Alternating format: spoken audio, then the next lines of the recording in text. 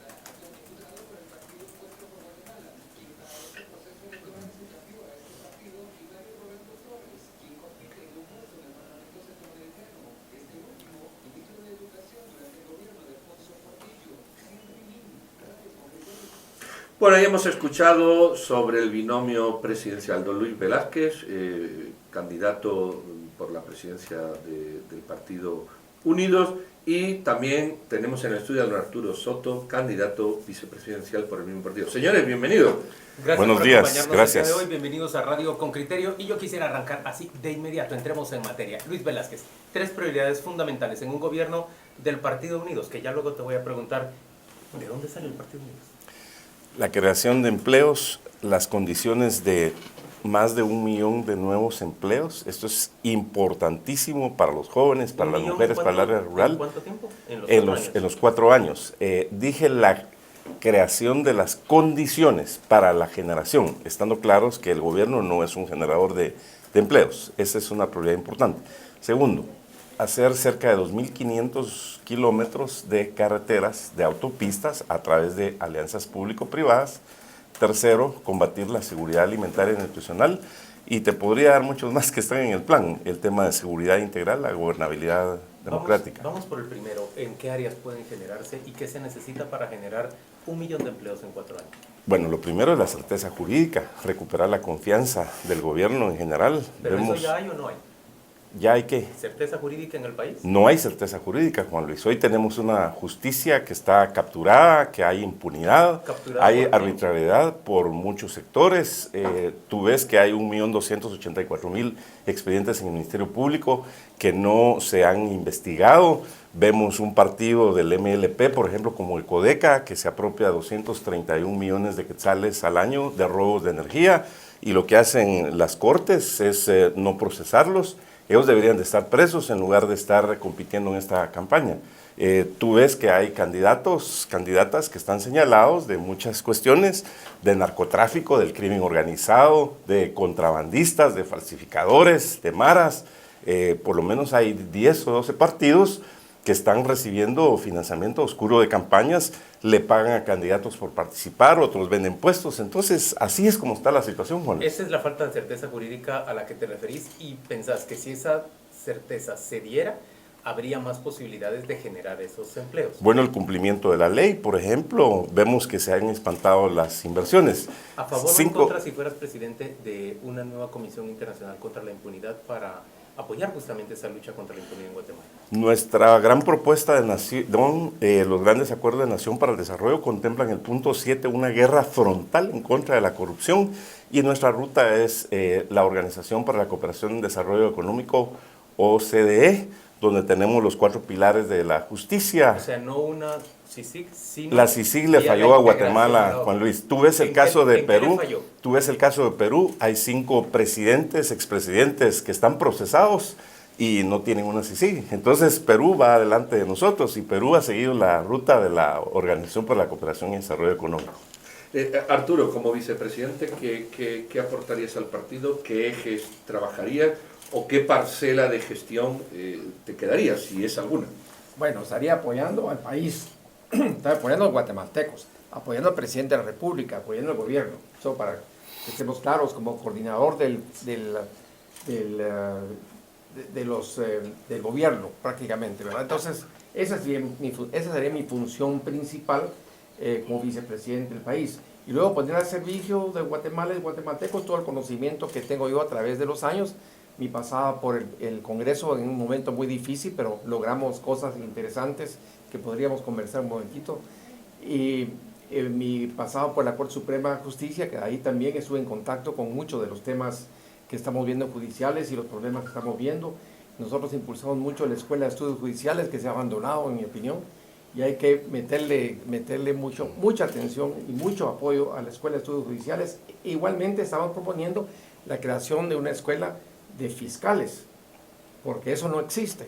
Y ahí sí podríamos tener una manera de tener mayor persecución penal más efectiva si tenemos fiscales que saben lo que están haciendo. ¿Los actuales fiscales no saben lo que están haciendo? Sí, algunos sí, otros no, lo estamos viendo. Pues muchas veces los jueces muy correctamente dejan libres a las personas porque no hay pruebas. Eso lo hemos visto y eso es muy delicado. Pregunta, ¿Juan Francisco Sandoval es un fiscal de los que sabe que sí sabe lo que está haciendo? Me parece que lo que he visto de él lo hace dentro de sus limitaciones, pero lo hace. Pero me refiero en términos generales, Juan Luis, hay que preparar fiscales. No es los que están ahorita, también los que vienen, igual que los jueces, los que están y los que vienen. Entonces, la escuela de fiscales serviría para fortalecer la persecución penal del Ministerio Público, que es la que le corresponde, la persecución penal, la presentación de pruebas. ¿Hay algo rescatable de este gobierno, Luis? Algo que merezca la pena seguir. Del gobierno actual me refiero, porque siempre se dice, se llegan y se empieza de nuevo. ¿Hay alguna línea que tú digas, bueno, carreteras o seguridad o lo que sea, verdad? Creo que aquí podemos enganchar y no tener que empezar de nuevo. Este gobierno tiene una aprobación de aproximadamente el 18% de la población, es decir, de que no reconoce en general la población logros importantes. Yo te diría que los gobiernos le han fallado a Guatemala en los últimos 70 años. La crisis que estamos hablando ahora, si tú pudieras ver, por ejemplo, la inseguridad está aumentando, las extorsiones están aumentando, el tema de inseguridad alimentaria está aumentándose, la infraestructura se ha deteriorado, el tema de corrupción, de 1988 para acá, digamos 1988 estábamos en el puesto 85, ahora estamos en el puesto 144. En el indicador del Foro Económico Mundial hemos bajado, estamos en el puesto 84, en fin. yo te diría que sería muy difícil cuantificar logros en general del gobierno.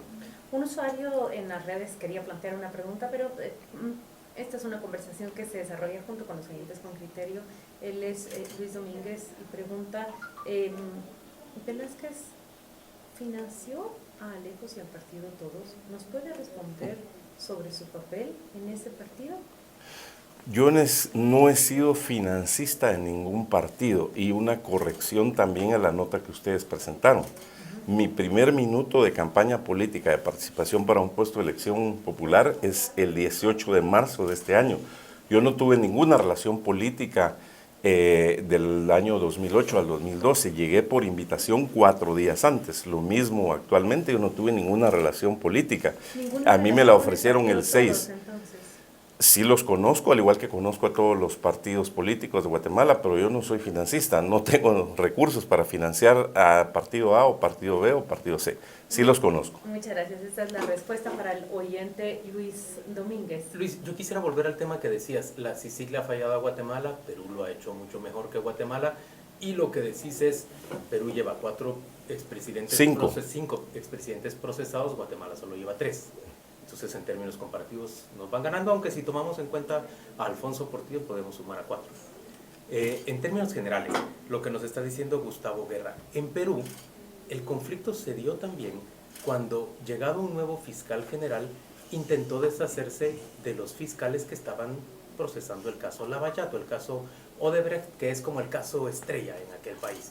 Hubo una movilización popular que forzó al fiscal general a mantener en su cargo a los fiscales que están haciendo todo este procesamiento, los que encausaban, por ejemplo, a Alan García, quien se suicidó la semana pasada.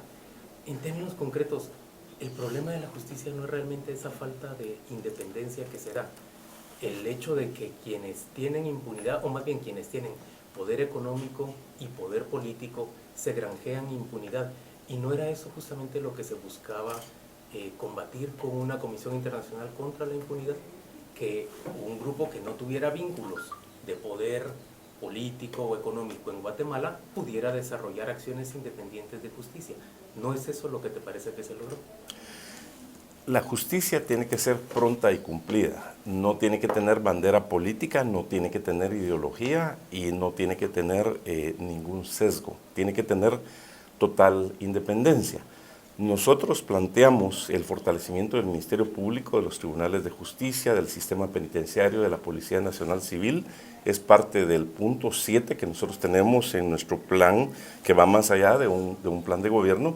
Sin embargo, esos indicadores de justicia no han mejorado, Juan Luis. Te decía que hay cerca de 13,000 presos en este momento que no están debidamente sustentados, donde se ha abusado de la prisión preventiva. Pero esa es una decisión de los jueces, mantenerlos en prisión preventiva. Bueno, también del Ministerio Público en general al sistema de justicia.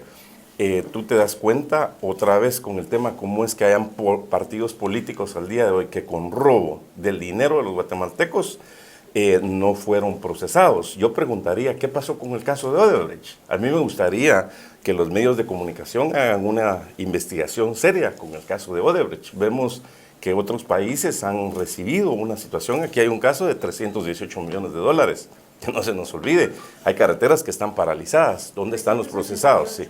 388, sí. Se encuentra prófugo, Manuel Valdizón se encuentra capturado en Estados Unidos a la espera de un juicio y cuando concluya ya será acá. Y los coacusados en el caso de Odebrecht están a la espera justamente. ¿Y cuáles son los acuerdos a los que se han llegado? ¿Quién sabe dónde está la investigación? Todos los préstamos que firmó el Congreso, que fueron un montón de diputados, a ninguno le han entrado, eso sí hay que decirlo.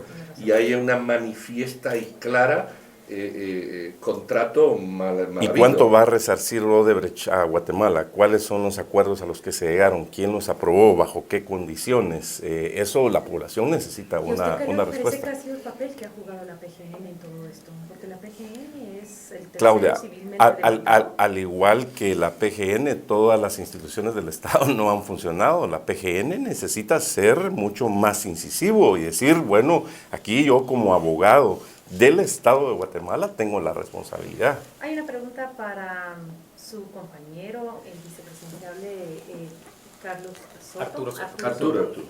La pregunta es, ¿integraba la Corte Suprema de Justicia cuando Efraín Ríos Montt intenta participar como presidente de la República o se encontraba en otra posición? No, cuando yo estuve en la Corte no tuvo nada que ver, no coincidió con esas fechas, en absoluto. ¿Cómo llegaste a la Corte Suprema de Justicia? Recordanos a los guatemaltecos. Bueno, fue la primera vez que hubo en las Cortes las comisiones de postulación, Juan Luis, y yo estaba incluido dentro de ese grupo que fuimos seleccionados. ¿Estamos hablando de 1993? Estamos hablando del año 1999. Ya. Pero sí fue la Corte Suprema de Justicia que conoció la participación de Ríos No, porque en el 2003 no mi tiempo. participa él. No, en mi tiempo no, porque yo no completé los 5 años en la Corte. Estaba Yo ya me como fui- ministro de Gobernación. No, yo estuve una época viviendo en Costa Rica en temas profesionales y por eso yo no estuve todos los 5 años. ¿No participaste en los 5 años del gobierno, No. en los 4 años, perdón, del gobierno deportivo? No. Bueno, vamos a ir a un corte y yo quiero volver con temas económicos. Me interesa la visión económica, si van a el tema de impositivo, el tema de presupuestario, cómo se va a hacer estos Generación de proyectos. Sí, pero sobre todo de dónde va a salir el dinero o la dinámica del flujo financiero para todo esto. Vamos a un corte y volvemos. Bueno. ¿Ustedes saben algo del caso de Odebrecht? Generalidades. No, pero 18 ¿a qué millones de acuerdos se dólares, llegaron? 18 Vos, millones de dólares. y las fianzas que pusieron, ¿por qué no las cobró el Estado? No tengo idea. Es que ahí Lo que hay. ocurre es que también se ha manipulado han mucho, Luis. echado tierra sobre Yo eso. conozco las generalidades, conozco el acta de reparación, se ha generalizado mucho porque hay un préstamo que se da para 388 y hay una reparación de 18. Recuérdese que el desembolso no se dio completo. Sí. Entonces la gente, Pero sí se dio el 70%. pero especialmente hacen el juego matemático que no corresponde a la verdad. Dicen, estos fueron 388, pero recuerden ustedes que lo que se da es una fracción y es a lo que equivale De aparentemente todas al maneras, la resarcimiento. responsabilidad de los diputados. Pero la responsabilidad de los cero. Y hay una diputados responsabilidad nunca se clara. juzgó. Nunca se Nunca juzgó. se Y ha había juzgado. dos personas que firmaron los dos contratos. Uno se suicidó, que fue Pavel, y el otro está en prisión, que fue este del PP, ¿cómo se llama? Este que se reunió con la jueza. Goody, que era el presidente del Congreso. Pero todos los diputados que firmaron eso, la mayoría de la UNE, haya habido lavada de manos porque tú lees el contrato, y lo leímos, sin ser experto, y dices, a la gran, firmar esto hay que tener ganas de firmar, ¿eh? Ahí, a la responsabilidad política de ese contrato se le echó a tierra en el Congreso. No, pero aparte de eso, yo creo que sí. las obligaciones de Odebrecht se garantiza confianza. El Estado, la PGN, nunca exigió que se No, paguen las fianzas. exacto. Pero ahí el primero que debió haber ejecutado las fianzas es el Ministerio de Comunicaciones. Pero Entonces ahí hay mire usted doble con error, la triple PGN error. diciendo que el Estado no es agraviado por el financiamiento electoral ilícito.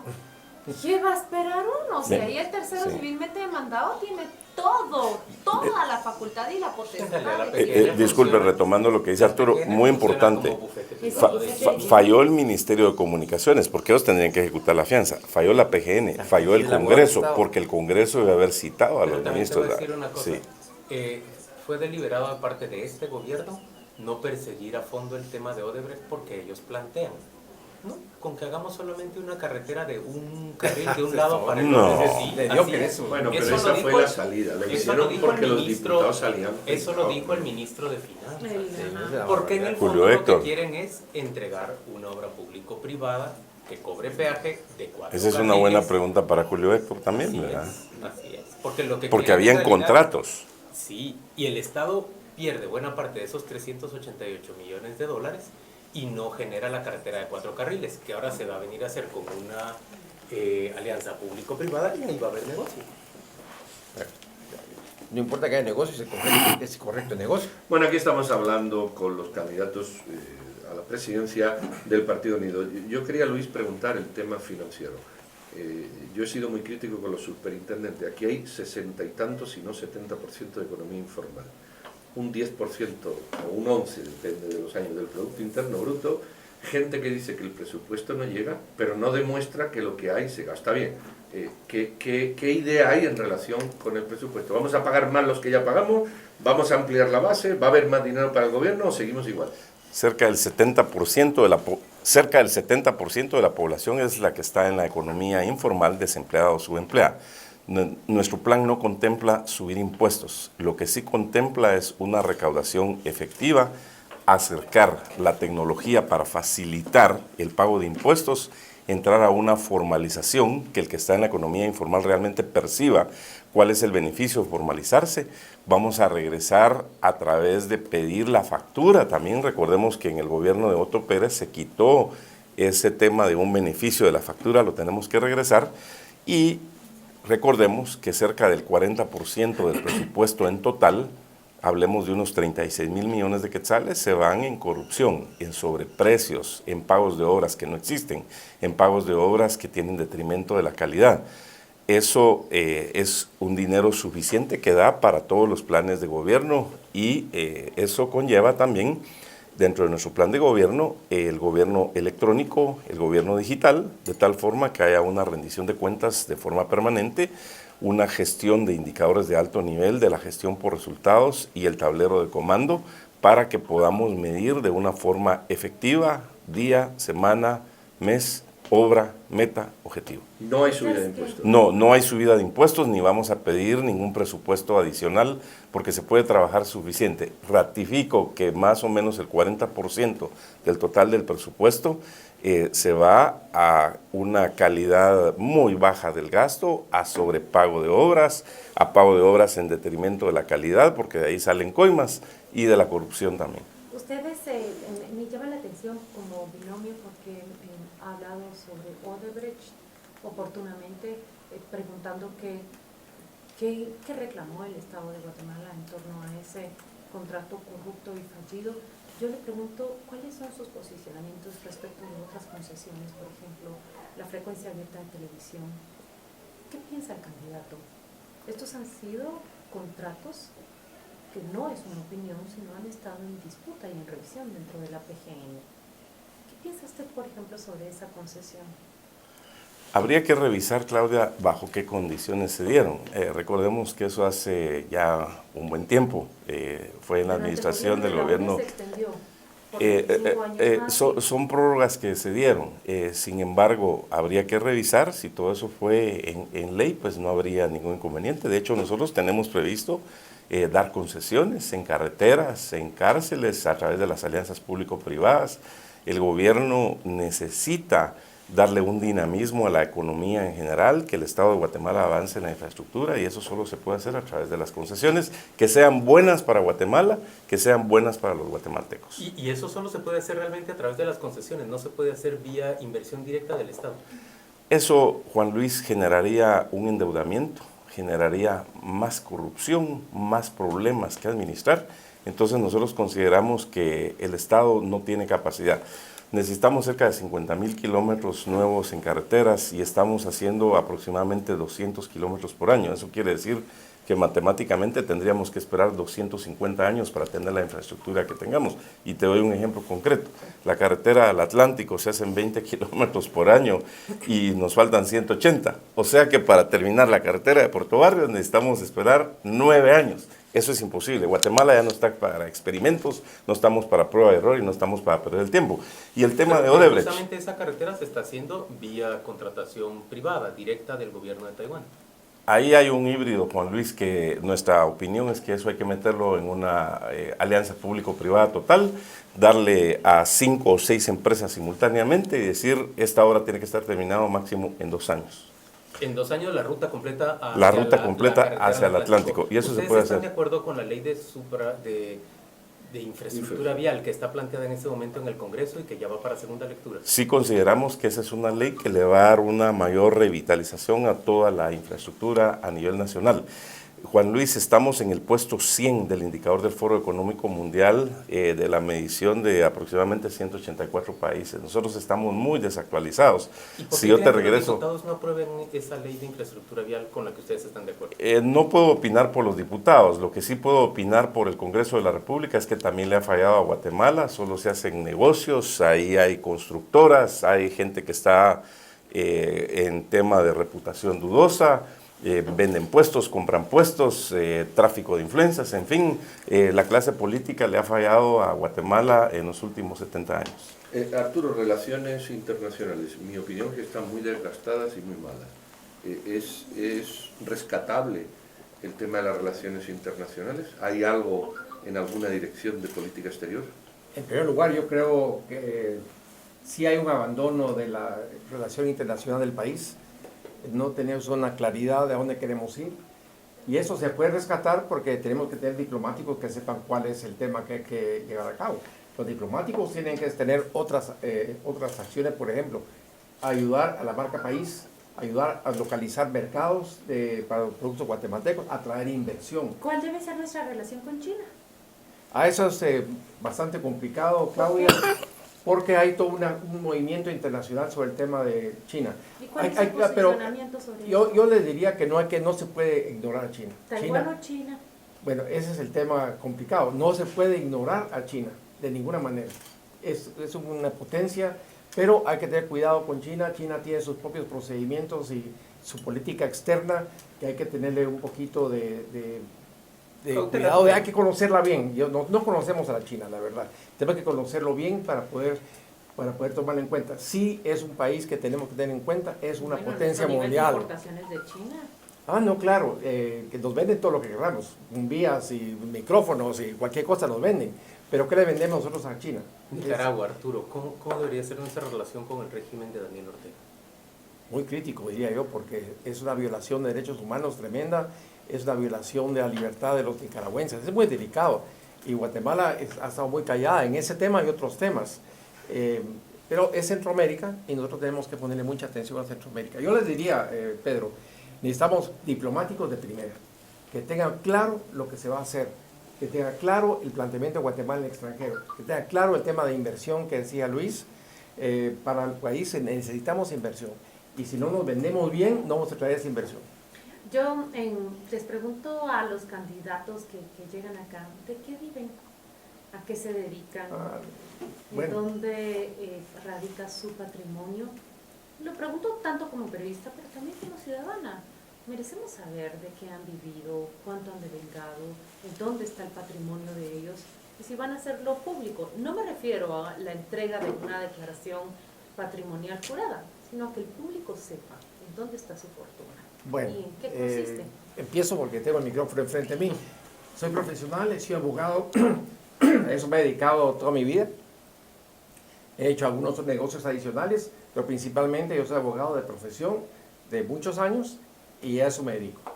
¿Estás retirado como abogado? ¿Perdón? ¿Estás retirado como abogado? ¿O sos un No, abogado activo? estoy retirado de mi bufete actualmente por el tema de la campaña. Ajá. Cuando dice negocios, ¿a qué se refiere?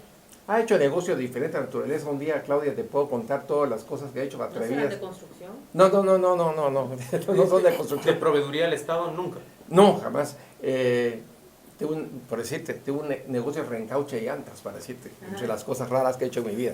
Pero bueno, son negocios pequeños que he hecho en el transcurso de mi vida, que un día te cuento los más interesantes, pero ahorita me recordé, Super Reencauche se llamaba el negocio. ¿Y Luis Velázquez? Qué bueno que hacen esa pregunta, Claudia, y hay que hacérsela a todos los candidatos. Mi tatarabuelo materno llegó en 1841 a Huayabasquiché. Soy de la quinta generación de empresarios. Mis hijos son empresarios. He fundado una empresa en Estados Unidos, 5 acá en Guatemala. Tengo 2 empresas de consultoría en distintas áreas. No soy constructor. La única vez que le di 2 servicios al Estado fue como en el 2005-2006 y todavía me deben una factura. Entonces, la experiencia con el Estado es definitivamente muy mala. Aunque sí has hecho carrera pública en el CHN, es correcto, sí he hecho carrera pública. En el Ministerio de Economía. Es correcto, ¿Y las Secretaría consultorías Ejecutiva de la Presidencia, Secretaría de Asuntos Específicos, asesor en temas... ¿Secretaría Ejecutiva de la Presidencia cuando todavía ejecutaban obra pública? No. Yo llegué precisamente después de que la CC había dado un fallo. Nosotros hacemos planificaciones estratégicas, trabajo en equipo, liderazgo, facultamiento, toma de decisiones, planes estratégicos, planes de negocios. Si Radio Infinita o Con Criterio quiere un plan estratégico, nosotros les damos todo el coaching y el acompañamiento. ¿Cómo se llaman tus consultoras?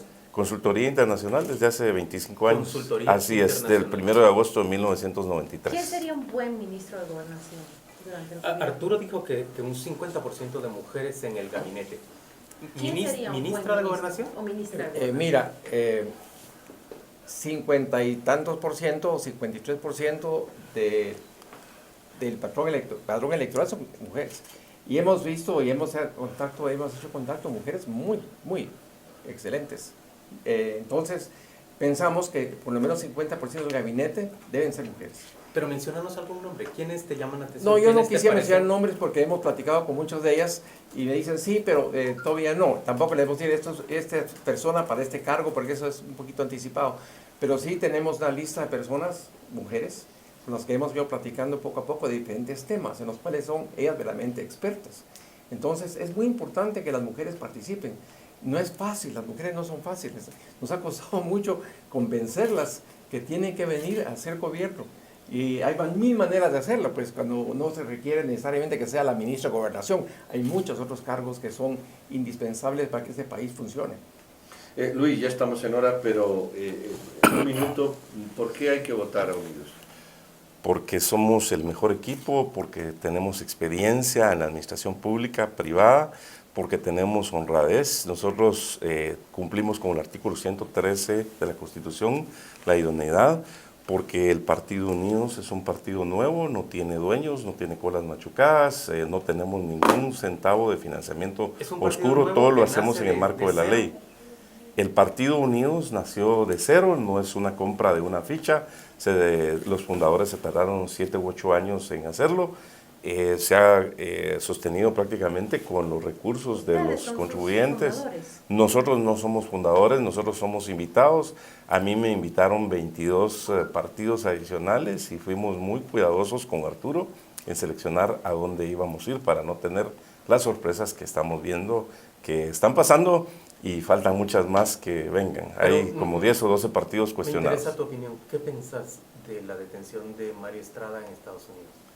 Bueno, yo más que referirme a la detención de él, yo me referiría en general a todos los casos que procedan. No conozco los detalles, más lo que he leído en los medios de comunicación y ratifico tanto para él o para quien sea que tengan juicios pendientes con la ley acá o en otro país, tienen que ser procesados como tal y que les apliquen la justicia. ¿Y qué pensás de que el presidente se haya reunido con él el 2 de abril? ¿Te parece? No conozco los detalles ni dónde se reunieron, sin embargo es normal, en la casa del señor Estrada. Eso no lo podría yo afirmar, sin embargo eso no lo escuché yo, sin embargo es normal que los presidentes salientes se reúnan con los candidatos que están entrando para abordar temas como por ejemplo de la transición, pero desconozco si fue ahí. ¿Con el presidente? Yo me reuní con el presidente en Casa Presidencial, donde abordé el tema precisamente de la transición.